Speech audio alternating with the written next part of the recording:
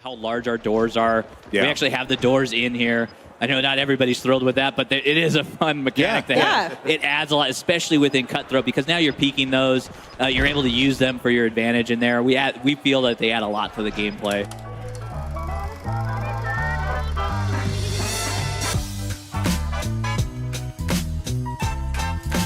Ladies and gentlemen, welcome back to the channel and welcome to Modern Warfare 3. Call of Duty Next happened today. We got a lot of details about the game, and the beta starts tomorrow for PlayStation fans. I'm already downloading it as we speak, and so as such, I'll be playing the beta, posting videos, and doing all sorts of stuff like that. As a result of us getting the beta tomorrow, I don't feel as though it's super necessary to dive deep into every little thing that we saw today at Call of Duty Next, because again, we're actually going to be able to play the game for ourselves starting tomorrow, assuming you have a PlayStation. If not, then here are going to be the dates for when you can play it on Xbox and PC, and when the beta is going to be open for everybody. That being said, we did see a lot of things here today. We do know that Modern Warfare 3 is going to launch with all 16 original OG Modern Warfare 2 maps. It's also going to have 3 launched ground war maps, a war map, and they also said today that things like 10v10 and 12v12 are going to be coming post-launch, which is really good news in my opinion, because certain maps in Modern Warfare 2, I think, lend themselves more towards that 10v10 or 12v12. Back in the day, we used to play old ground war, which was 9v9, and maps like Rundown, maps like Derail, these maps definitely did a lot better with higher player counts as compared to 6v6, and as a result, I'm happy to hear that those modes will be coming. Now, they did say today that there will be over 30 new weapons added to Modern Warfare 3 at launch, and over 20 operators. The 30 weapons part, I was kind of hesitant about, because the leaks and the rumors and the data mines were suggesting well over 40 weapons, with some of those maybe being held for Season 1 or whatever. We're going to have to wait and see exactly how many weapons are going to be in the game and exactly how many weapons are going to be in the beta, but it does look like we're going to have a lot of good content here at launch, and they're going to be changing up a number of things about Modern Warfare 3 compared to what we had back during Modern Warfare 2. As you watch the gameplay here, which shout out to Charlie Intel, he posted this gameplay on Twitter. As someone who was not at the event, it's impossible for me to have my own gameplay, so I have to use other people's gameplay here today. You just watch how the game is played here, right? And the time to kill, how that was changed. Look at the UI and how certain aspects of that were changed. Very similar to Modern Warfare 2, but certain things were changed, like the XP popping up, the headshot sounds, the text and font and things like that. Little changes like that I think really do go a long way. And obviously, once again, I've not played the game, but after having watched all of Call of Duty Next and some live streams and going through countless videos and tweets on Twitter, I've determined it really seems like a lot of people that played the game so far say it feels really good. Just watching it here, again, the movement, the fluidity, the lack of that visual recoil that we've kind of gotten accustomed to over the years with the recent Call of Duty titles. Everything about the gameplay looks phenomenal. It really does. Like, the game is faster, the time to kill is slower, but it's not too slow except in certain situations, which we will be covering that because I think you guys are going to laugh your asses off. But in general, the movement is better, the time to kill is better, the weapons look and apparently feel pretty good. They look like they feel good. Obviously, you can't tell till you actually play the game, right? They look like they feel pretty good. Like, I'm excited to actually get my hands on the game itself. It does look like a lot of things that they have changed here are going to be for the better. When it comes to the classes themselves, these developers kept talking over and over about how they're going to make you make important decisions with your class. Your classes are going to make you feel very strong.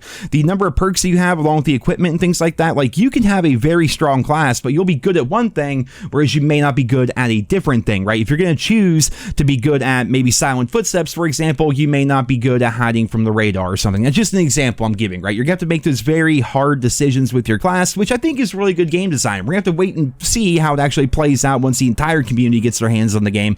But I think that's what the goal should be for the developers, is to make players make an important decision with their classes, and they can excel at one thing, but maybe they're going to be worse at other things. That's what makes good customization in COD, in my opinion. I think Pick 10 still does it the best. If we were ever go back to that system, I'd be very happy. But the system we have here in Modern Warfare 3 so far seems pretty good, but there are certain balancing problems as well. So let's just go ahead and jump into this clip. You guys knew I had to bring this up. Battle Rage is returning from Modern Warfare 2, but it's no longer going to be a field upgrade. It's going to be a piece of tactical equipment, which is cool. They're changing up a lot of the lethals and tacticals in this game. It does not seem like grenade spam and flash grenades and stun spam. Like, it doesn't seem like that's going to be as big of an issue in Modern Warfare 3 as it was in Modern Warfare 2, but having Battle Rage and using certain combat vests will allow you to have multiple Battle Rages. And as we watch Shotzi here, my goodness, man, how many bullets is this dude gonna eat before he eventually goes down? Well, spoiler alert, he doesn't actually go down. I went through this about frame by frame, and I watched this clip over and over, and I was counting. I'm like staring at his health bar and watching the bar move, go down, go back up, go down, go back up. He was shot 21 times between an ACR and a pistol, 21 times in roughly 8 seconds, and his health bar never went below half. That is how powerful Battle Rage is. It's like a super stim. Like you're literally just injecting amphetamines or some shit into your body, and you just cannot be taken down. You know, that's literally what it makes you Michael freaking Myers here as the cops are trying to shoot him stuff, and he just keeps walking towards you. That is how good Battle Rage is right now, and I have a feeling we're going to be seeing a whole lot of that during the beta, which is frustrating. On one hand, I understand some aspects of game development. Not a whole lot of it, but certain aspects, like if they've been testing the game for months and months and years and working on different aspects of the game, certain things are going to get through. Certain things aren't going to be as noticed because they're trying to work on everything at once. But it also is frustrating as a player because roughly 10-20 minutes into Call of Duty Next, all the players kind of realized how powerful Battle Rage was, and then suddenly everybody was using it nonstop, and as a result of that, the build that they're playing is the same build we're going to be playing in the beta until they make a balance change, and it may take them, who knows, until weekend 2 of the beta to actually make a proper change to Battle Rage. So everyone's first experience with the game is going to be kind of frustrating because everyone's going to be popping Battle Rage nonstop. Mind you, this is not a field upgrade. This is not a kill streak or anything like that. This is something that you have all the time. It is a tactical. It's in your pocket every time you spawn in, the same way you would always have a stun grenade or a flash grenade. So we're going to have to see how frustrating that gets. Maybe they're just going to straight up disable it through part of the beta as they rebalance it maybe a little bit, or maybe that was just a one-time example of how good Battle Rage can be, and as a result, maybe it's not going to be as big of a deal as I personally think it might be. But I've been watching a lot of stuff here today, man, and lots of people are running Battle Rage, and yeah, we're going to have to wait and see. But just covering a couple of other things that we learned about multiplayer here today. In all honesty, they covered most of this stuff beforehand. Like most of the stuff they talked about at COD Next were things that were announced weeks and months ago. Like we didn't really get too much new information. We do know that we're going to have a daily login bonus reward for Modern Warfare 2, which is also going to be happening during the beta. But if you log in, you can get these rewards right here, including the OG COD 2 Captain Price skin, because they're celebrating 20 years worth of COD. They did say that ranked play is coming in Season 1. I mean, that's fair. The zoom in camera here in Domination appears to be gone, but it's back in Hardpoint. I literally have notes in front of me that I'm just trying to cover here. I want to make sure I get everything for the multiplayer aspect, but just in general, it's most of what we heard about before. We do know that 10v10, 12v12 are going to be coming. Control is going to be coming. We have the new Cutthroat game mode, which is kind of like Gunfight, but it's 3 different teams, and that seems fine. New game modes are fun, but like at the same time, it seems like every year they try to promote like a brand new game mode, and then that game mode just falls by the wayside, like Champions Hill did back in Vanguard. So we'll see how good Cutthroat actually is. And one final thing on multiplayer here, they're introducing something relatively new in the form of weekly challenges, which I think is cool, right? You guys know me, challenges, progression, stuff like that. Like we do know there's going to be mastery camos in the game, and this was apparently in the build that people are playing here today. So this may be the first look at like a gold and a platinum and like the Orion equivalent of Modern Warfare 3 that you can get from Modern Warfare 3 weapons. It will be animated. Like we do know those challenges are going to be there, but they're adding weekly challenges on top of that. And the first 3 weeks, there are going to be these weekly challenges. And for each week, if you do every one of the weekly challenges, you will be awarded one of those aftermarket parts that we talked about previously, which are kind of like operator mods from Black Ops 4 that change how your weapon performs.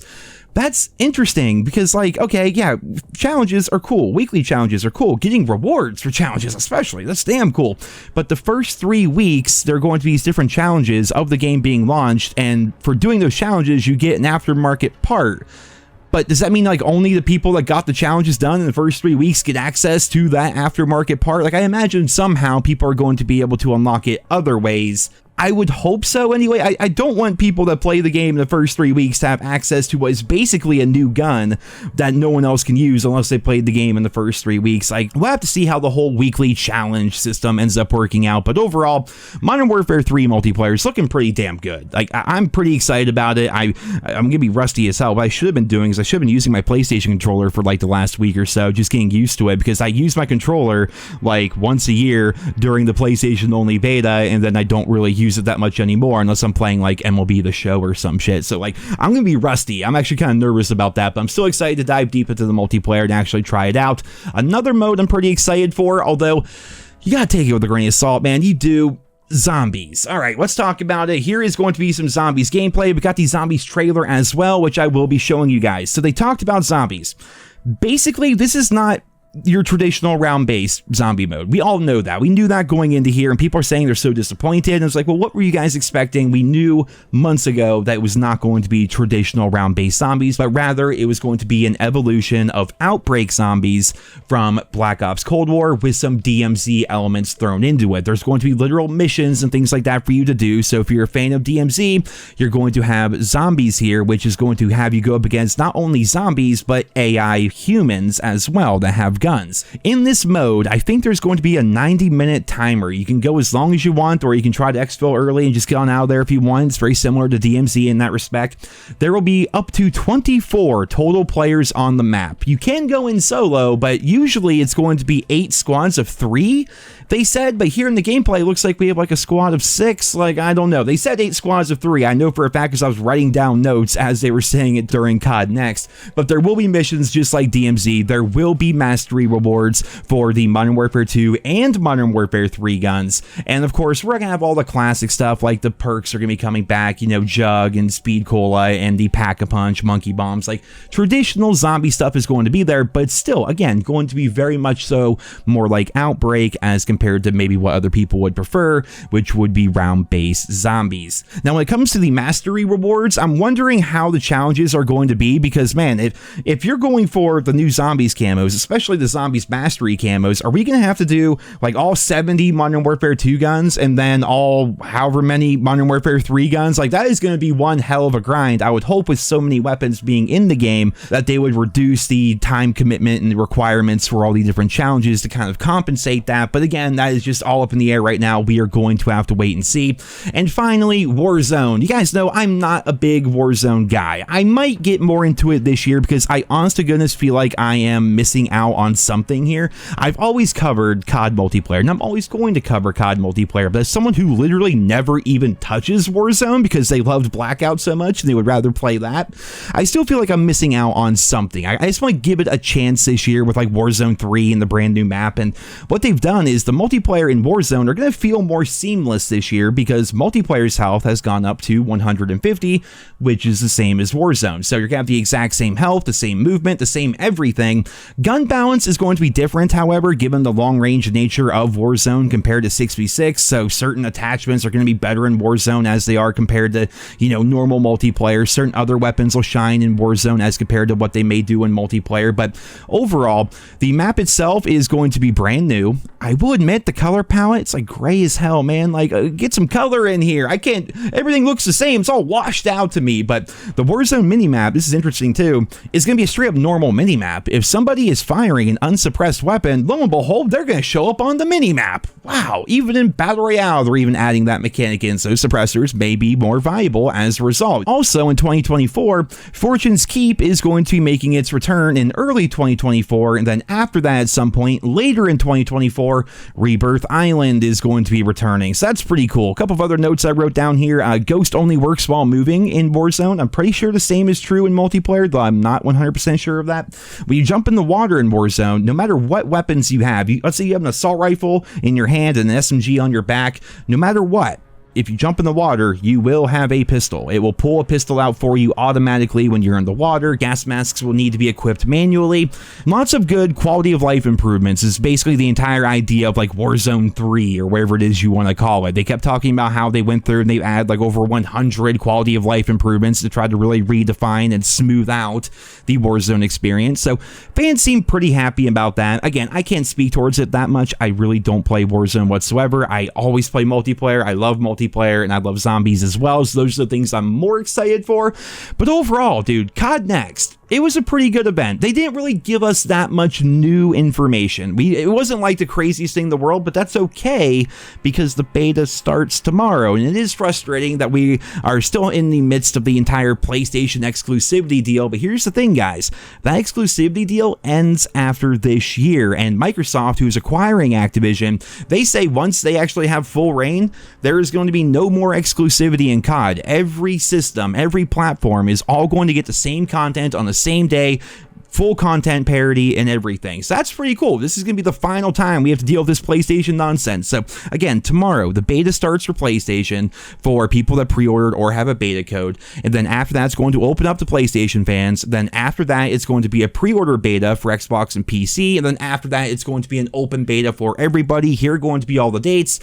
Yeah, I mean, again, they could have given us a lot more information. They could have dove deep into a lot of different things with COD Next, but there's no real point in that, I suppose. Like, they covered the broad strokes here today because, again, the entire community are going to have access to the beta. So when we have the beta, that's when we're actually going to get our hands on the game and see how the game really feels. They did give us a nice glimpse towards the future. They gave us an estimate of how many weapons and operators are going to be there at launch, telling us about 10v10 and when ranked play is going to be coming and all of that stuff. That's fine. They gave us some glimpses towards the future, but right now it's all about the current product and how it's going to work. So yeah, I'm ready. I'm excited to play the game tomorrow, and hopefully you guys are as well, and hopefully you'll stick around here to youtube.com/NerosCinema and stay tuned for all the news, all the updates, all the coverage, all the everything, because once I have my hands on that game, man, I ain't sleeping for like a week. The amount of content you guys are going to see, I'm excited, man. So I hope you guys all enjoyed this video here today. Leave your thoughts and feedback down there in the comments, and I hope you guys all have a wonderful day.